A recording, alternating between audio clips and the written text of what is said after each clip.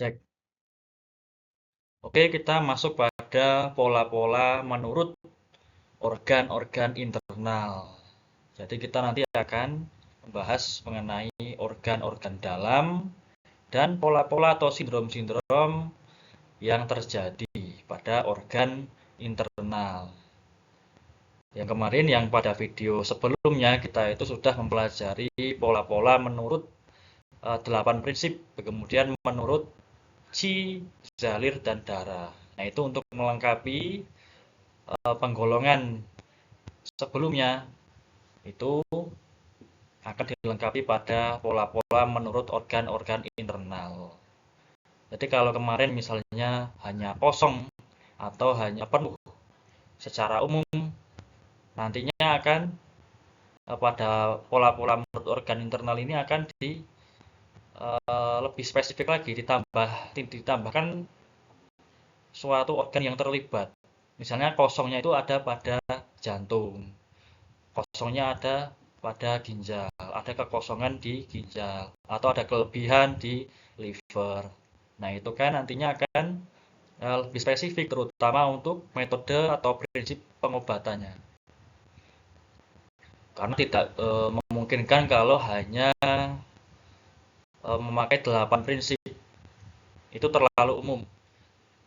Atau mungkin hanya memakai pola-pola berkaitan tentang Qi, darah ataupun zalir, itu masih kurang spesifik, masih terlalu umum. Nah, lebih mengerucut lagi, dilengkapi pada pola-pola menurut organ-organ internal. Kekurangan darah. Nah, di organ mana? Nah, disinilah kita akan membahas, misalnya di liver atau di jantung, yang kekurangan darah. Oke, didasarkan pada gejala dan tanda yang muncul ketika Qi dan darah organ internal itu tidak seimbang. Kemudian sebagian besar itu pada metode pengelompokan atau teori pengelompokan sindrom-sindrom atau pola-pola berkaitan organ-organ internal itu sebagian besar untuk pola interior dan kronis, untuk pola-pola dalam dan kronis, sakit yang berkepanjangan, sakit yang lama. Tapi bisa juga uh, untuk pola eksterior, pola dari luar, serangan dari luar, dan akut, yang sifatnya akut itu lebih mendadak, lebih singkat. Melengkapi pola 8 prinsip mengenai organ yang terlibat, supaya lebih spesifik lagi. Sebagai catatan, nantinya ketika kita pada PowerPoint atau materi berkaitan dengan pola-pola organ dalam, nanti di situ ada perwujudan klinis atau tanda dan gejala. Nanti akan dicantumkan. Tapi itu nantinya pada eh, berbagai macam tanda dan gejala itu pada ketika dicocokkan pada kondisi klien itu tidak harus semuanya terjadi secara serempak, tidak harus semuanya lengkap. Karena kalau lengkap itu biasanya pada penyakit yang sudah tingkatannya lebih lanjut. Kalau masih awal-awal itu bisa hanya 2 gejala atau 2 tanda, itu bisa untuk mengenali suatu pola disharmoni organ.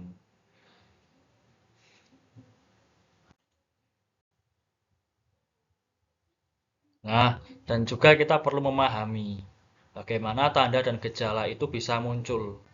Maka nanti ada yang namanya eh, patologi berkaitan dengan gimana munculnya suatu tanda dan gejala yang ditimbulkan oleh penyakit itu. Ada juga nanti eh, etiologi berkaitan dengan sebab-sebab dari penyakit atau dari pola pola yang terjadi.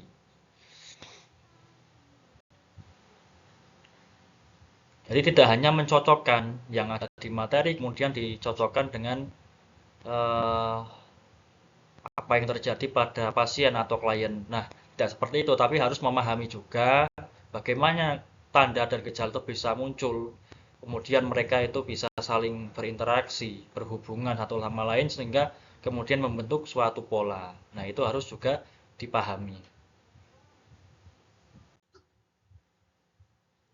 Nah, ini dalam prakteknya, kalau pola atau sindrom atau penyakit itu baru saja berkembang, baru saja muncul, tanda dan gejala itu tidak terlalu mencolok dan juga tidak terlalu banyak. Seperti tadi yang saya jelaskan, cukup untuk 2 atau 3 lah untuk tanda dan gejala itu pada awalnya hanya muncul segitu. Tidak harus lengkap seperti yang tertulis pada materi. Nah, misalnya ketika di materi itu dituliskan bahwa tanda dan gejala kekurangan yin ginjal itu ada bising di telinga, kemudian pusing, keringat malam, mulut kering di malam hari, tulang pipinya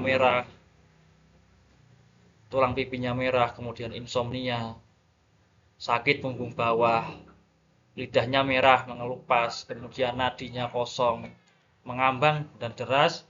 Itu kan sangat banyak, tapi cukup untuk 2 atau 3 saja pada kondisi yang awal itu sudah cukup untuk mengenali pola bahwa oh itu ternyata kekurangan yin ginjal.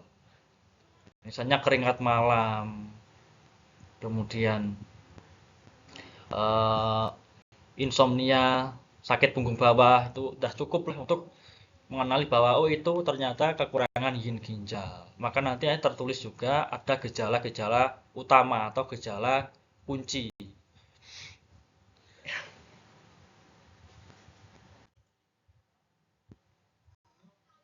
Pada awal pola disharmoni kekurangan yin ginjal, nah ini yang hanya muncul biasanya cuma sakit punggung bawah, keringat malam, lidahnya lapisannya tidak berakar. Cuma baru itu kalau pada tahap awal permulaan kekurangan yin ginjal, tidak selengkap yang ada di materi. Karena yang di materi itu biasanya yang dituliskan itu adalah tahap dari awal sampai tingkat lanjut sampai yang parah itu dicantumkan semuanya. Nah, kemudian ketika kita dalam praktek klinis, itu pola-pola organ itu juga bisa terjadi secara berbarengan, secara serempak atau bergabung dalam satu tubuh, dalam satu pasien atau klien. Itu bisa terjadi banyak pola-pola, 2 atau bahkan lebih. Contohnya ketika 2 atau lebih pola-pola dari organ yin yang sama. Misalnya organ yin-nya itu liver. Kemudian ada 2 masalah di liver. Yang pertama masalah dari chi liver itu macet. Yang kedua api liver itu kan 2 pola, tapi dalam satu organ yang sama. Kemudian bisa juga 2 atau lebih pola-pola dari organ yin yang berbeda. Contohnya organ liver dan organ jantung.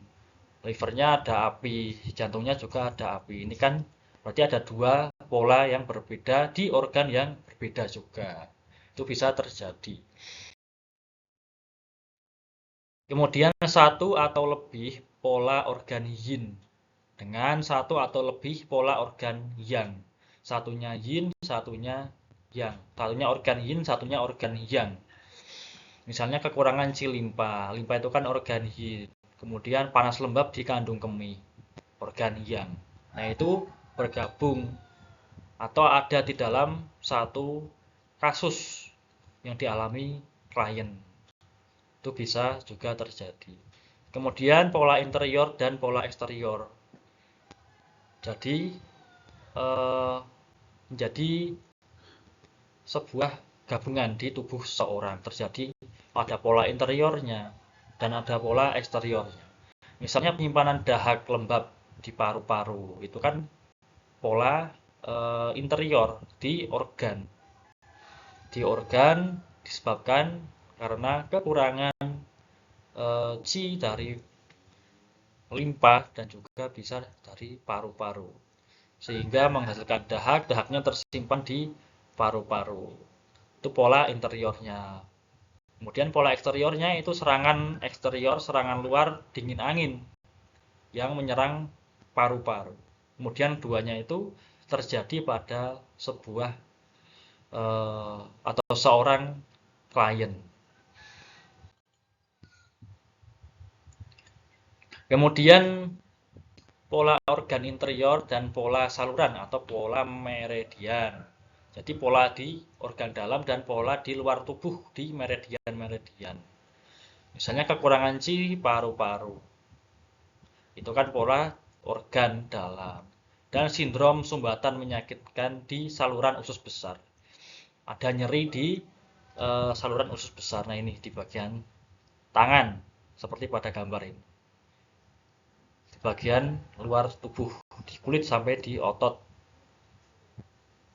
Itu kan pola organ dalam dan pola saluran atau meridian terjadi pada satu tubuh.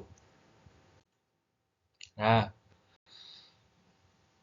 itu tadi sedikit catatan-catatan sebelum masuk satu persatu ke masing-masing organ. Nantinya kita akan membahas pola-pola jantung. Nah, jantung ini terhitung juga saput jantung atau perikardium, kantung jantung juga jadi satu pada pola-pola jantung. Kemudian pola-pola liver, pola-pola paru-paru, limpa, ginjal, perut, usus kecil, usus besar, kantung empedu, kandung kemih, dan juga pola-pola pembakar, Sanjiao. Itu masing-masing organ itu polanya bisa banyak. Ada yang kekurangan, ada yang kelebihan. Maka nanti kita akan bahas dari satu persatu organ, mulai dari jantung dulu, pola-pola organ jantung, berlanjut sampai nanti terakhir pada pola-pola pembakar. Nah, kita akan teruskan pada video yang berikutnya.